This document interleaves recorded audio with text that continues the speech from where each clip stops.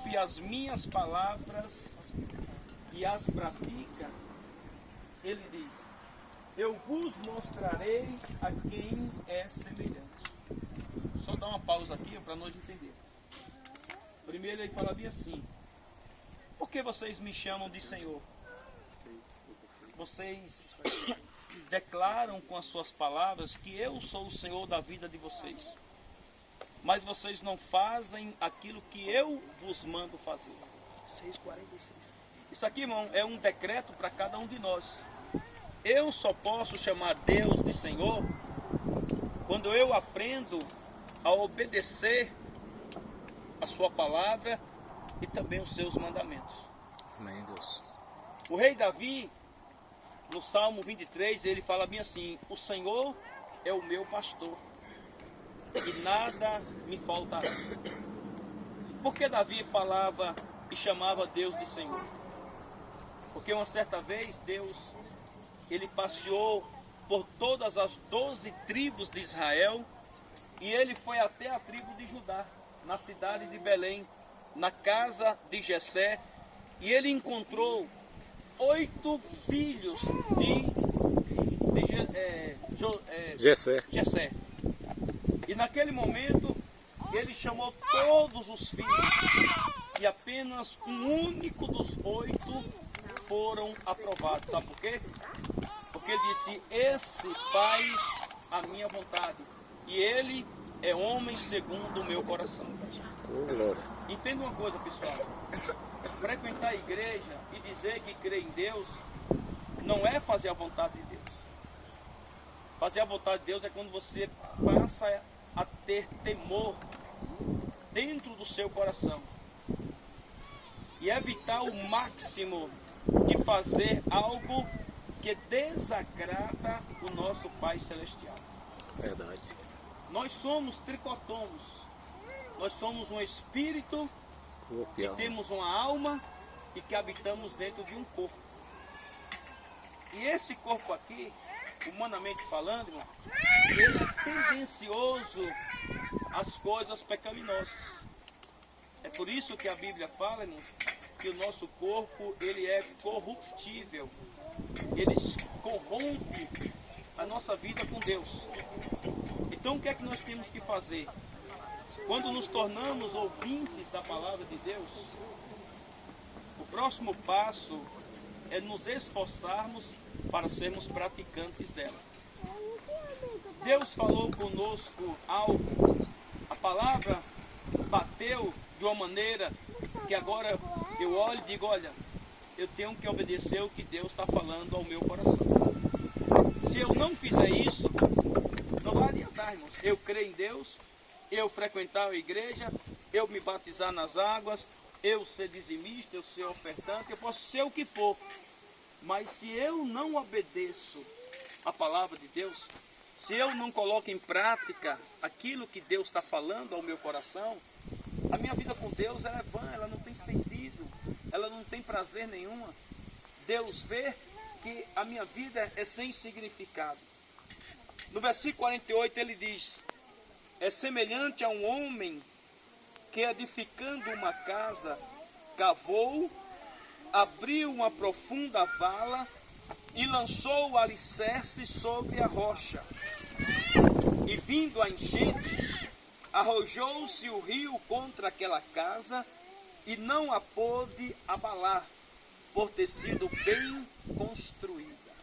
Olha bem, ele diz que todo cristão, ele é semelhante a um homem, que quando ele ouve a palavra, ele pratica. Ele de imediato faz o que a palavra está dizendo. Ele diz, é semelhante a um homem que cavou, e ele foi até encontrar rocha, e depois que ele encontrou, ele fez o alicerce para construir a casa dele. Então, meu irmão, às vezes nós estamos na igreja há 1 ano, 2, 3, preste bem atenção, pessoal. Isso aqui é fundamento para a fé de vocês. Eu vejo muita gente escorregar, eu vejo muita gente cair na fé. Eu já vi muitos pastores, irmãos, caírem abraçados de mão dadas com o inimigo. Porque o segredo não é ir para a igreja. O segredo é ouvir a palavra. Jesus ele disse que a fé vem quando nós ouvimos as escrituras sagradas. Aí ele fala, o homem que ouve a palavra de Deus e pratica é semelhante a um cidadão que quer construir a sua casa e ele começa a cavar. E ele cava, quanto mais ele cava, ele quer encontrar algo que vai dar sustentabilidade à casa dele. Até que ele cava e encontra o quê? Rocha. Mas para isso ele tem que cavar profundamente. Então a nossa vida, quando chegamos a conhecer a Deus, a prioridade nossa é conhecer as Escrituras, conhecer o Cristo que nós estamos cultuando Ele. E para isso, Deus ensina que você, irmão, tem que se esforçar. Esse cavar é um esforço que todos nós temos que fazer até encontrar a rocha. E nós sabemos que a rocha representa Cristo. É em cima da rocha, em cima do fundamento Jesus, que nós construímos toda a nossa fé. Para quando vir os problemas, as tentações, as dificuldades, os problemas, a gente não venhamos a pender e cair e muitas vezes ter uma vida totalmente destruída. Então o segredo é encontrar essa rocha. E muitas vezes eu falo assim, tem pessoas que estão há muito tempo servindo a Deus e que ainda não encontrou a fé, essa rocha, essa palavra, essa vida para que ele possa construir toda a sua fé basicamente na palavra de Deus. Então, à medida que nós buscamos isso aqui, o conhecimento de Deus, a palavra dele, os seus ensinamentos, nós vamos crescer espiritualmente, irmão, como se nunca poderíamos imaginar. A gente vê muitos exemplos de grandes pessoas no que foram exemplos grandes com Deus. Mas também a gente olha assim e vê grandes pessoas que declinaram na fé. E quando alguém declina na fé, Deus está nos dando um exemplo para que nós não venhamos cair como eles caíram. Um dos maiores exemplos que eu vejo, e já estudei na Bíblia, é um homem chamado Sansão. Sansão era um homem que ele nasceu escolhido por Deus, que ele tinha uma força sobrenatural, um poder excumonal e ainda a presença de Deus estava com ele. Só que ele tinha que fazer algumas coisas que Deus tinha dado ordem para ele. Ele não podia tocar em cadáver, ele não podia beber nada que tivesse derivado de uvas, nem bebidas fortes e nem cortar o cabelo. Sansão cresceu, irmãos. Ele se tornou um homem adulto, valente, ele destruía inimigos, ele era um representante de Deus, assim como nós somos. Desde o dia em que Deus me chamou para fazer a vontade dele, que eu aceitei a Jesus, eu me coloquei à disposição dele como um representante do reino de Deus por onde eu for. Em qualquer lugar que eu for, mas eu não posso envergonhar o Deus que eu sirvo. E Sansão, ele era um guerreiro. Ele era um representante onde havia uns inimigos de Deus chamados os filisteus, que Sansão vinha e destruía o arraial, destruía o exército, fazia coisas grandiosas. Até que o inimigo disse, olha, nós temos que encontrar aonde está a força desse homem. Nós temos que pegar esse cidadão e vencer ele. Então nós temos que descobrir de onde vem essa força dele. E o que foi que o inimigo fez? Preparou uma mulher bonita, chamada Dalila. E aquela mulher começou a rodear ele, começou a ter momentos de prazer com ele, começou a iludir ele com algumas coisas e fez algumas perguntas e disse, Sansão, de onde vem essa força que você tem, que você destrói inimigos? Olha bem, irmão, a vida de Sansão estava alicerçada na rocha, mas quando ele começou a se desviar do projeto de Deus, o inimigo começou a projetar lá na frente a ruína dele, a queda dele, a derrota dele. É como qualquer um de nós que estamos aqui, irmãos. Não é pelo fato de estar 1 ano, 2, 5, 10, 15, 20 anos na igreja que eu posso me apoiar e dizer, olha, o inimigo não pode tocar e nem tampouco prevalecer contra a minha vida. O que é que Deus ele diz? Aquele que está de pé, cuide para que não caia. Então o inimigo ele vai sempre vir, ó, mostrando-se que ele é bonzinho, mas por detrás ele tem um propósito. Como o João ele diz, o propósito do inimigo é matar, roubar e destruir. Esse é o projeto dele. E aos poucos Dalila foi conversando com Sansão. 1 vez, 2, 3. Na 4ª vez, ela conseguiu o que os inimigos queriam. Saber de onde vinha a força dele. E ele disse, olha, se cortarem as 7 tranças do meu cabelo, eu me torno uma pessoa normal como qualquer outra. Não deu outra, irmão. Ela fez ele dormir nas suas pernas, nas suas coxas, e ali, ó, cortou os cabelos de Sansão. E quando ele acordou, ela disse, Sansão, os inimigos vêm sobre você, Sansão. Ele levantou e disse, não, como das outras vezes, eu vou vencer novamente.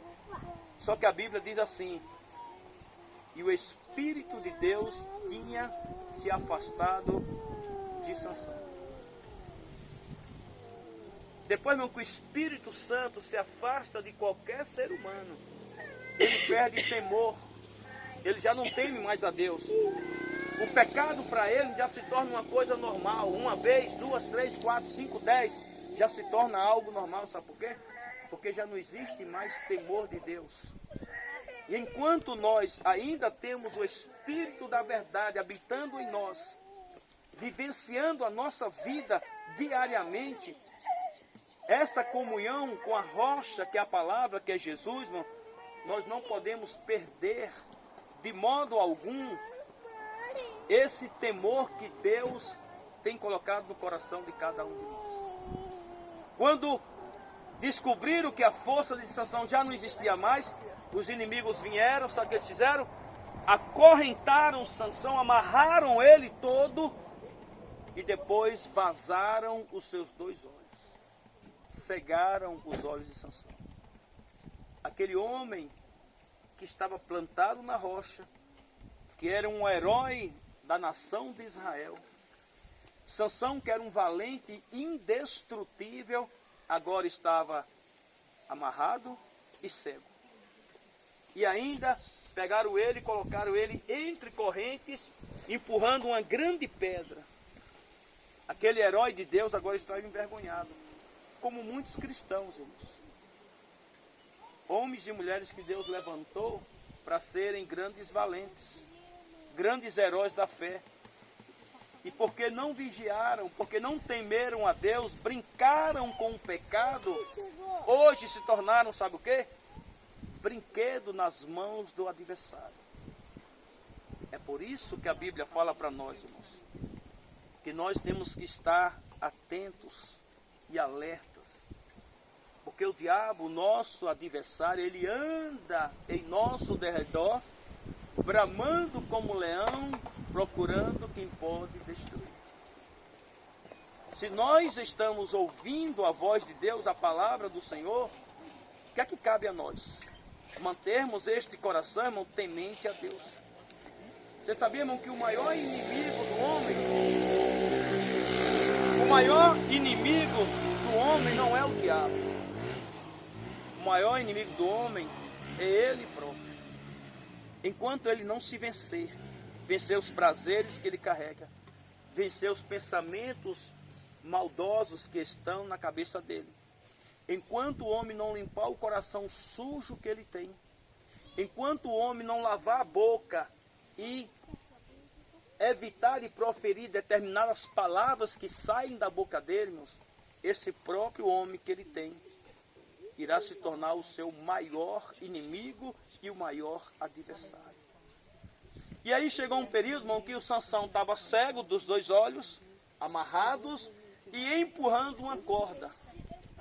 ou empurrando uma pedra entre correntes, até que chegou a festa dos filisteus, a festa do deus dos filisteus, chamado Dagom.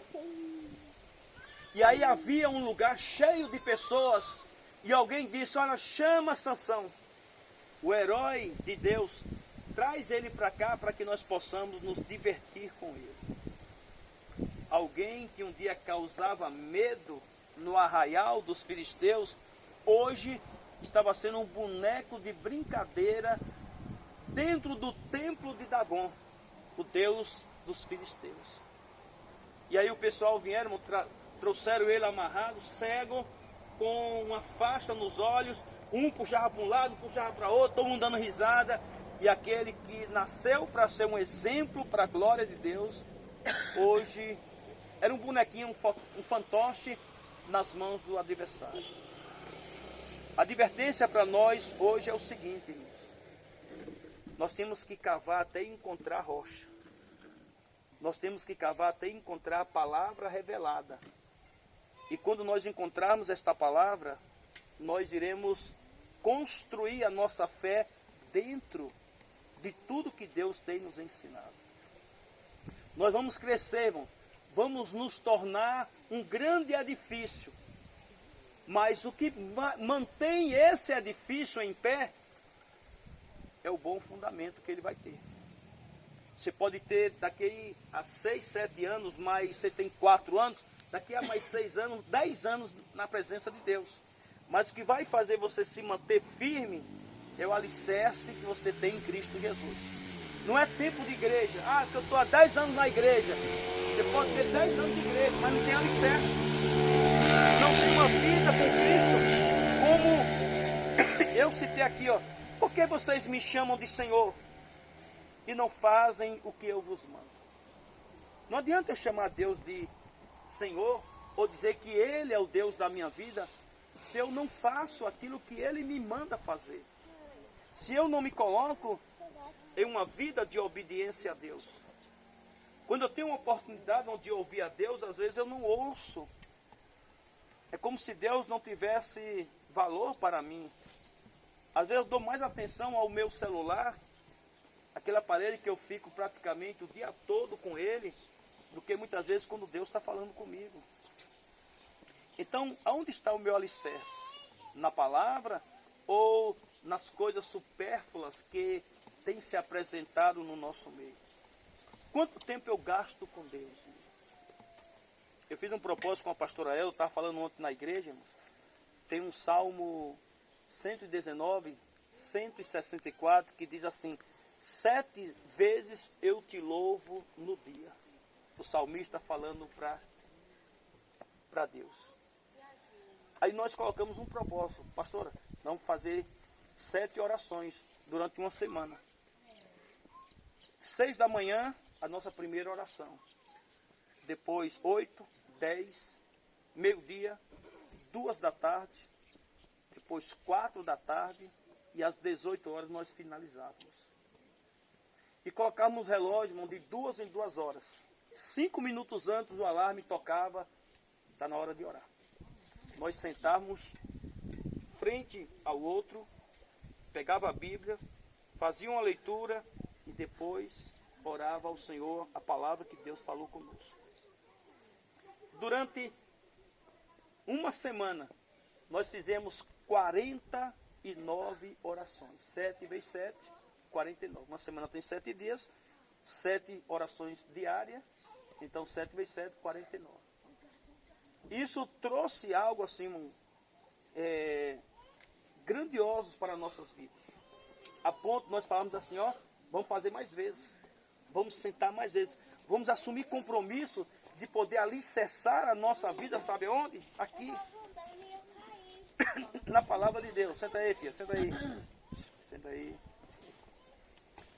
Que alicerçar a nossa fé, sabe onde? Na palavra de Deus. Às vezes a gente pega o celular, de hora em hora nós estamos olhando. De instante em instante, estamos vendo o que é que está passando, o que é que está vendo.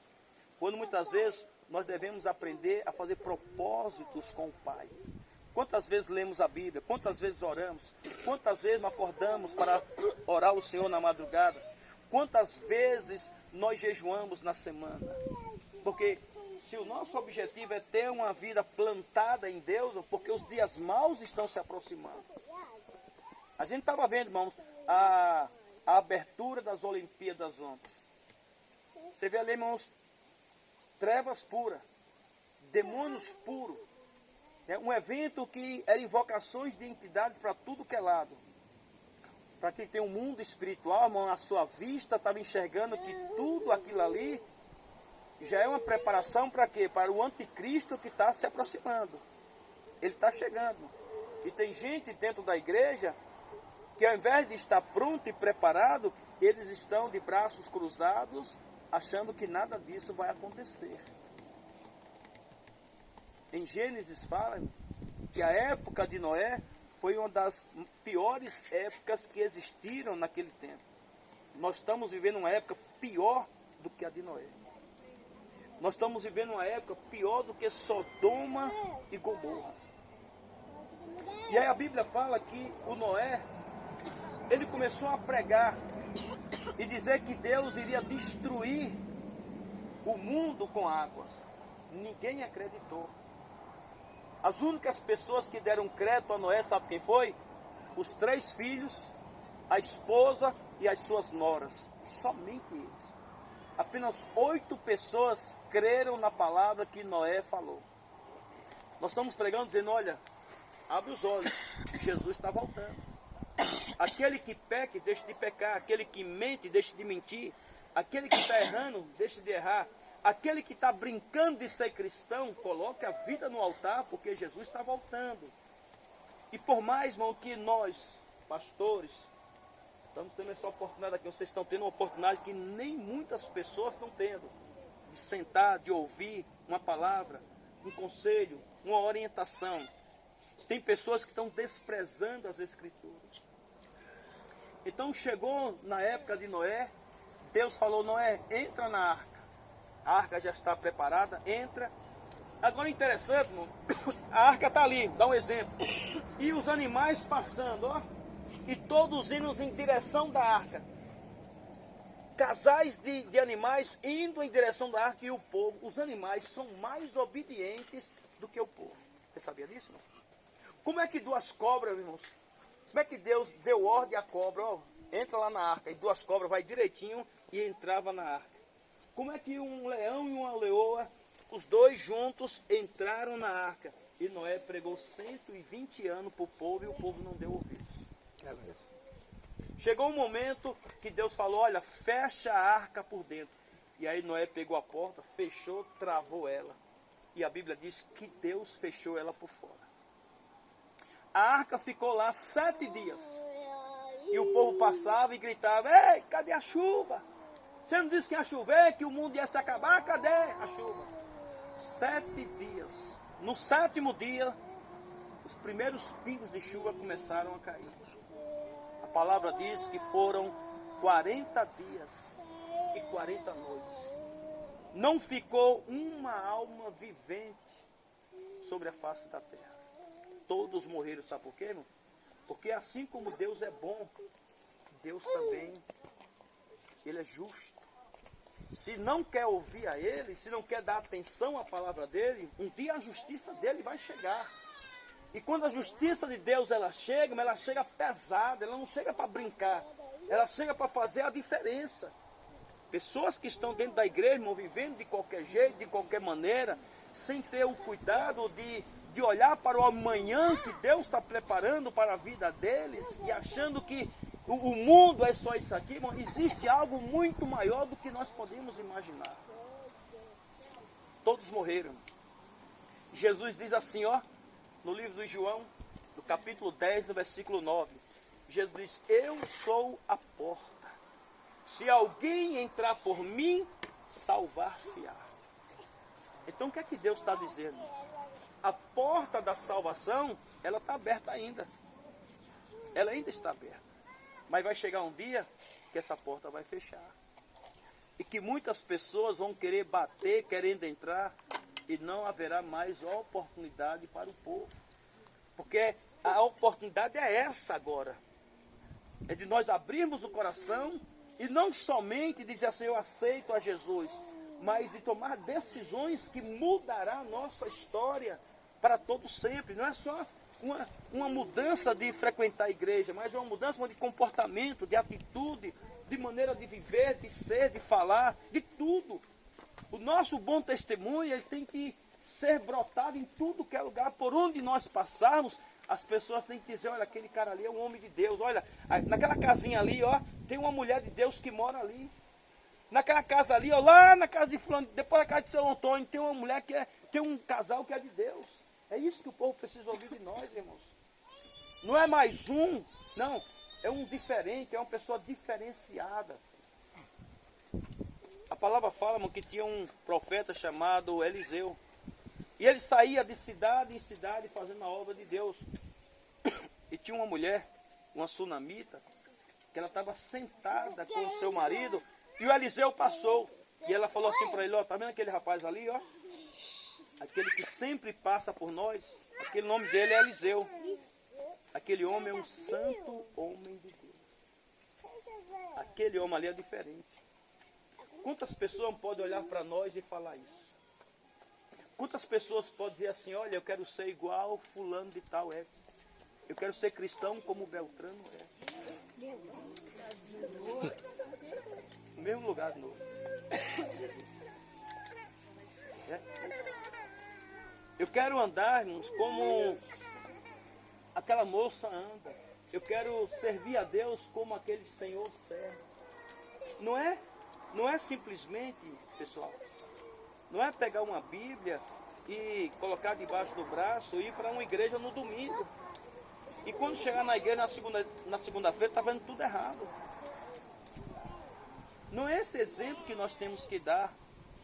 As pessoas têm que chegar em nós, irmãos, que nós somos semelhança, feituras de Cristo, a ponto das pessoas desejarem nos imitar. Não, eu quero ser como fulano é. Eu quero andar como Beltrano andou. Eu quero ser um exemplo como fulano é em Cristo Jesus. Já tem pessoas que dizem, para ser crente como fulano é, eu não quero. Quantas vezes eu não já vi isso?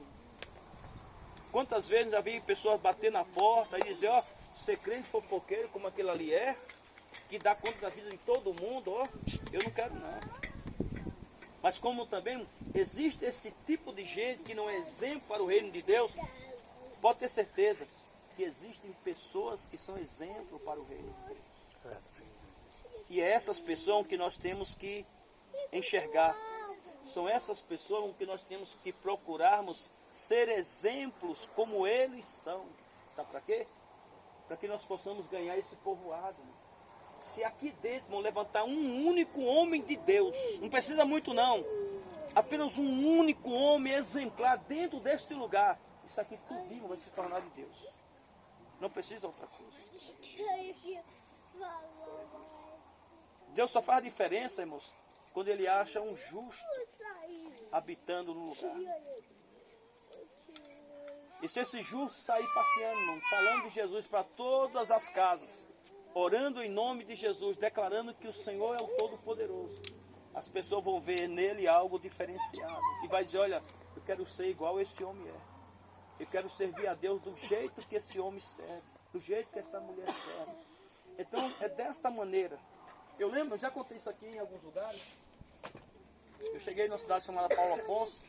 A gente estava assim, como nós estamos, reunidos, estava numa casa. Terminou a mensagem, eu disse, pessoal, vamos fazer uma oração agora. Dei as mãos, o pessoal todo deram as mãos.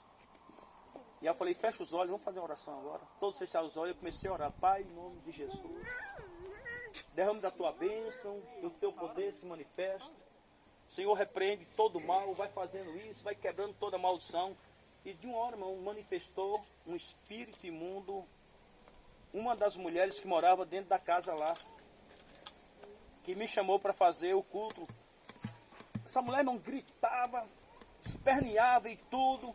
Aí eu fui lá, peguei ela, botei no centro do círculo, mandei ficar de joelho, bota a mão para trás, e ela aqui, gritando, essa desgraça, essas misérias, vou matar todo mundo, não sei o quê.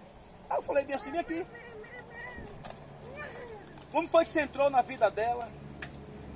Ele olhou para as irmãs, para a mãe e disse, eu entrei porque elas três aí ficam o tempo todo xingando aqui dentro. Meu nome da ingrata o tempo todo. Elas me chamam toda hora. Pastor, é só você sair daqui que tudo vai voltar ao normal. Voltar ao normal, sabe o que era, irmãos? Os erros voltariam a ser como era antes. Ela disse, você vem, pastor, você prega, você fala de Deus, mas ninguém obedece a Deus, não. Fica todo mundo aí xingando, todo mundo falando mal do outro, todo mundo falando isso. Ah, eu nem sei o que é que você ainda está fazendo aqui com esse povo. Eu me senti envergonhado, irmão, sinceramente. Porque, ó, eu já estava indo há muito tempo naquela casa, falando do amor de Deus. Mas ele diz, ó, quando o senhor sai, o senhor manda eu embora, eu vou. Mas a primeira que xinga o meu nome, eu volto e faço tudo o que eles querem lá. Eu trago confusão, briga, doença, problema, faço tudo o que eles querem. E aí eu falei para eles, irmãos, ó, ou vocês tomam a decisão de mudança da vida de vocês, ou eu não vou ficar jogando pérolas para porcos. Aquela mulher, irmãos, que manifestou, ela tinha um relacionamento com um homem casado. Ela manifestou várias vezes. Não teve um dia de manhã, eu fui na casa dela, nesse mesmo lugar. Quando eu cheguei lá, eu falei, cadê fulano de tal? A irmã disse, pastor, não vai lá não, porque o caso dela está com ela lá na casa. Eu falei, que caso? Eu nem sabia disso. Que caso? O pai do filho dela. Tá onde? Tá lá na casa dela. Aí eu falei, ela tem marido, tem homem? Ela vive com um cara casado. Aí eu falei, meu irmão, ó, eu não vou nem lá, diga ela que a partir de hoje eu não piso meus pés aqui mais nunca. Não fui mais lá, irmão.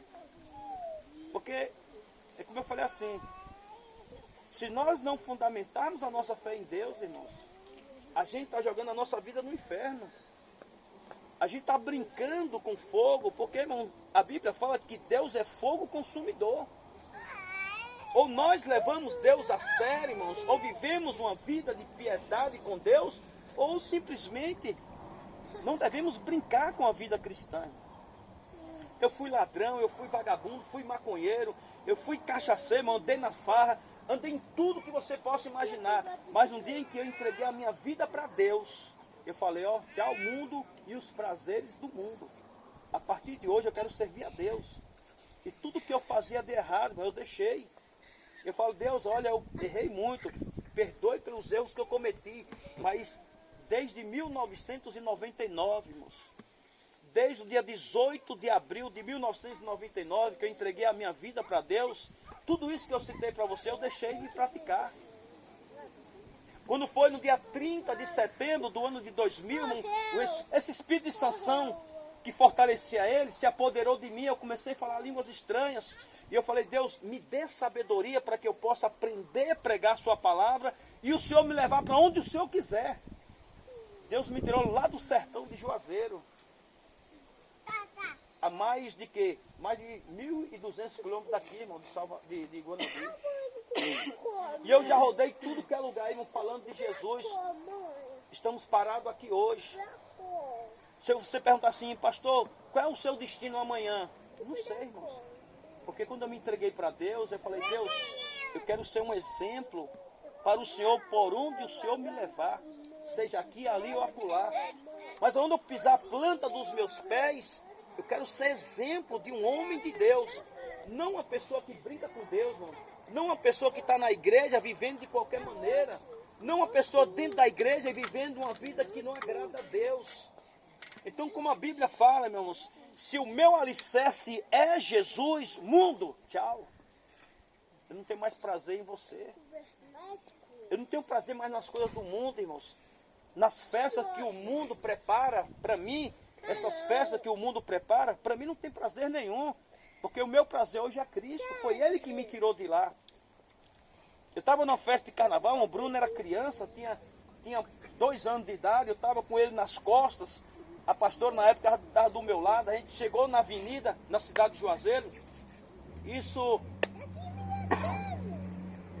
em que ano, meu Deus? 97, 98 mais ou menos. Estava com ele aqui, irmãos, e já entrou o trio elétrico vindo lá longe, Netinho, naquela época que Netinho estava no auge, tá? Quando eu pisei, uma voz bradou dentro de mim e disse: aqui não é o seu lugar. Quando aquela voz bradou, aquela vontade, ó, de festa acabou. Eu estava com o Bruno nas costas, eu falei: Deus, a partir de hoje eu não quero mais ficar nesse lugar. Nós tínhamos acabado de chegar, irmão, na festa. Eu olhei para a pastora e disse: ó, vamos embora, não quero ficar aqui não. Ela falou: eu também não estou querendo não. Aí, a partir daquele momento nós começamos a frequentar a igreja. Fomos em uma, fomos em outra, procuramos uma, até encaixar naquela que Deus queria nos lá. E quando nós encaixamos, nos batizamos, nos casamos, nos tornamos obreiros, fomos levantados a pastores e enviados para onde Deus desejava. Então está aí, irmãos, há 25 anos, nesse propósito. Não sabemos há quanto mais anos Deus vai querer a nós nesse propósito. Mas, desde o momento que nós colocamos a nossa vida, Senhor, faça de nós o que o Senhor quiser. Não é aquele tipo de gente assim: Deus, eu entrego a minha vida para o Senhor.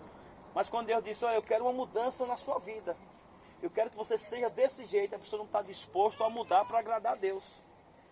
Então eu não entreguei a minha vida para Deus. A minha vida só se torna de Deus quando Deus dá destino naquilo que Ele quer fazer na minha vida. Eu não vivo mais o que eu quero, irmão. Eu vivo agora a vontade de Deus. Desde o momento que eu me coloquei à disposição do Senhor, eu disse: Deus, eu não vivo mais os meus desejos, mas é as vontades do Senhor que prevalecem na minha vida a cada dia. Então eu falo uma mesma palavra de Noé: as portas estão abertas, ainda há oportunidades de salvação. Pastor, eu sou cristão. Oh, não é pelo fato de ser cristão, nem pense que você está salvo porque você é crente. Porque ele diz, irmãos, só vai entrar no reino de Deus quem faz a vontade do Pai, não é quem é crente. Muitos naquele dia hão de me chamar: Senhor, eu profetizei, eu expulsei demônios, eu fiz milagres extraordinários. E ele vai dizer abertamente: eu nunca vos conheci, aparte-se de mim, maldito, para o fogo eterno. Mateus 7 fala isso. Então muitos naquele dia vão dizer: Senhor, eu profetizei, eu fiz milagres extraordinários, eu expulsei demônios. Nós estamos falando de dons espirituais, de pessoas que têm dons de profecia, dom de fazer milagres extraordinários, dons de maravilhas e dom de expulsar demônios. A pessoa que tem o dom da fé, que expulsa demônios, é o dom da fé que se manifesta. E ele vai dizer assim: ó, eu nunca te conheci. Como Deus nunca conheceu, irmãos? Alguém que expulsava demônios, alguém que fazia milagres extraordinários e alguém que profetizava. Sabe por que ele vai dizer? Vós que pratica a iniquidade, afaste-se de mim. Então não tem nada melhor do que nós chegarmos a Deus, confessarmos os nossos erros e as nossas falhas, tomarmos a atitude de cristão. Quem é linguarudo deixe de ser, quem é mentiroso deixe de ser, quem fala mal dos outros deixe de falar, quem é mentiroso deixe de mentir, quem faz coisa errada deixe de fazer, porque Jesus está voltando. E quando Cristo voltar, Ele não vai brincar com nenhum de nós. Ele não vai olhar para porque eu sou pastor, porque você viveu muito tempo pregando a minha palavra, eu vou ter pena de você. Irmão, Deus não vai ter pena de ninguém. Ou nós andamos na linha, ou o trem passa por cima. O segredo é isso. Então, se eu não estou andando em retidão com Deus, Deus está me dando mais uma oportunidade. Senhor, a partir de hoje, eu quero consertar a minha vida. A partir de hoje, quero viver a vida que o Senhor projetou para mim. Se eu não estou vivendo a vida que o Senhor tem para mim, eu quero me colocar à disposição do Senhor em nome de Jesus. Esse é o segredo que nós temos que aprender. Viver a palavra, praticar os ensinamentos e obedecer tudo que Deus nos tem ensinado em nome de Jesus. Amém. Amém? Amém. Glória a Deus. Glória a Deus.